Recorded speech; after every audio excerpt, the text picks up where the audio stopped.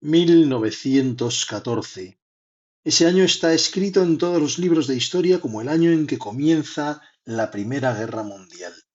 Pero normalmente no sabemos mucho acerca de cómo era la situación de Europa justo en el momento en que comienza la Primera Guerra Mundial. Así que vamos a examinarla y vamos a empezar por aquí, por el Imperio Otomano. El Imperio Otomano tenía una forma parecida en cuanto a la actual Turquía, en el sentido de que tenía un poco de zona en Europa, después la parte de Anatolia, pero también tenía toda la parte del Oriente Próximo, que tenemos por aquí, las actuales Siria, Israel o Palestina y las zonas que haya por aquí. Jordania, es decir, bastante parte, también la parte de Irak, era un imperio todavía bastante importante. Chipre, sin embargo, ya pertenecía al imperio británico, era un protectorado británico. En general, toda África, como vamos a ver, estaba sometida al poder de los imperios europeos. Así, Egipto también era un protectorado británico, toda la zona de Libia era un protectorado italiano, también Italia, curiosamente, tenía la zona de Rodas y, lógicamente, tenía, como ya tiene actualmente, pues Sicilia y Cerdeña. La parte del norte de África era prácticamente toda un protectorado francés, incluyendo la actual Túnez y la zona del actual Marruecos y Argelia. Toda esa zona, como sabemos, de mucha influencia francesa, y también Francia tiene, como tiene actualmente, Córcega. España tenía aquí este protectorado en la zona norte, que incluye las ciudades de Ceuta y Melilla, pero muchísimo más que las ciudades de Ceuta y Melilla. Así que ya en aquella época España estaba extendida por todo el norte de África, con lo que también se llamaba un protectorado. La forma de Portugal continental y de España pues era muy semejante a la que hay actualmente. Tenemos aquí también una referencia a los habitantes de cada una de las zonas. Aquí vemos antes del paréntesis los habitantes en millones, 19.600.000 habitantes tenía España, y entre paréntesis la fuerza del ejército, 227.000. Es curioso que Portugal, con 5,9 millones de habitantes, tenía un ejército superior al de España.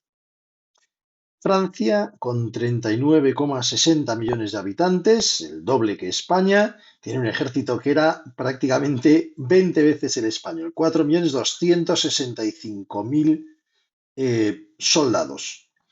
En los puntos, así que son como con una parte blanca dentro, hace referencia a los centros de mando, y los puntos que son así solamente una zona roja son, digamos, las ciudades fortificadas. Si vemos las ciudades fortificadas, está claro que si vemos las de Francia, el miedo era a que les atacaran desde Alemania.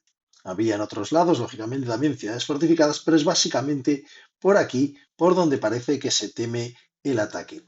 Es curioso que el Imperio Británico, con 419 millones de personas, porque no hay que olvidar que tenían la India y tenían muchos más territorios, tiene solo 944.000 soldados, muchísimos menos que Francia.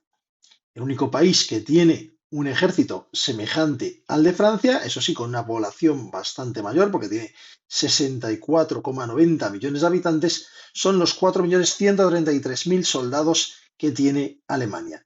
Y de nuevo, en el caso de Alemania, si vemos las ciudades fortificadas, están todas más o menos por esta línea, lo que es la línea del río Rin.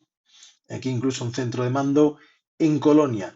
Parece que ya antes de 1914 se estaba pensando en la posibilidad de un conflicto entre Alemania y Francia.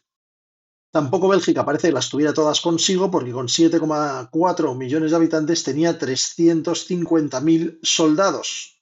Holanda, con 6,10 millones de habitantes, tenía 137.000 soldados y tampoco tenían ningún tipo de ciudad fortificada por aquí. Parece que se fiaban más de los alemanes que los belgas.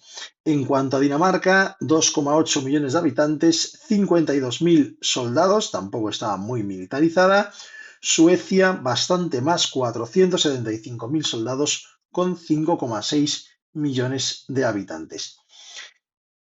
Suiza, 3,8 millones de habitantes, 260.000 soldados, que siempre se ha mantenido neutral, pero bueno, tenía una neutral, pero con una fuerza importante. En el caso de Alemania, hemos de tener en cuenta que aparte de la actual Alemania, también incluía, lógicamente, lo que luego fue Alemania del Este, o la RDA, y que ahora ya está unida a Alemania, pero también incluía una parte muy importante de Polonia y llegaba hasta Königsberg, que actualmente es Kaliningrado, y todavía un poco más por allí. Esto es lo que se llamaba Prusia Oriental, o sea que Alemania, antes de la Primera Guerra Mundial, tenía una extensión muy importante. En cuanto al Imperio Austrohúngaro, también era muy extenso, incluía por aquí las partes de Austria, aquí Viena, Innsbruck. Aquí tenía Praga, es decir, también incluía toda la zona de Chequia, incluía partes de Polonia, como Cracovia, por ejemplo. También incluía zonas de Rumanía, como Alba Iulia, Timișoara, Hungría, por supuesto, con Budapest, incluso ya llegaba prácticamente hasta Belgrado, incluía también Sarajevo y toda la parte de Dalmacia. Es un imperio muy poderoso que en ese momento tiene 49,90 millones de habitantes y 3.238.000 soldados. Así que si vamos haciendo la suma entre el imperio alemán y el imperio austrohúngaro, tenían prácticamente 7.400.000, 300 y pico mil soldados, que es bastante más de lo que tenían en ese momento Francia e Inglaterra, considerando sin embargo que Inglaterra posiblemente tenía una posibilidad de captar más soldados que los que tenía en ese momento. Bueno, yendo a los Balcanes, vemos también aquí Montenegro, Albania, aquí Serbia, que tiene 450.000 soldados y que llega también hasta Macedonia. Grecia, con 2.700.000 personas, tiene 220.000 soldados.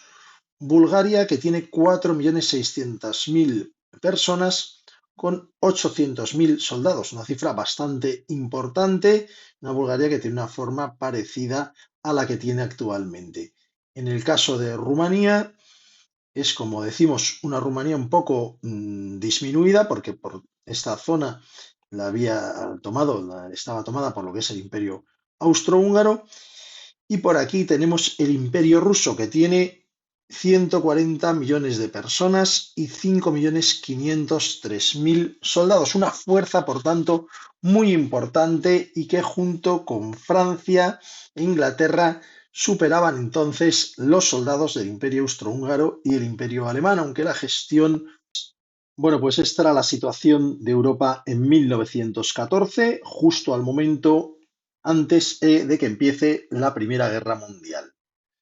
Suscríbete al canal para ver los vídeos que haré posteriormente acerca de cómo se desarrolla la Primera Guerra Mundial y de cómo queda el mapa de Europa, cómo se cambia después de que acabe la Primera Guerra Mundial.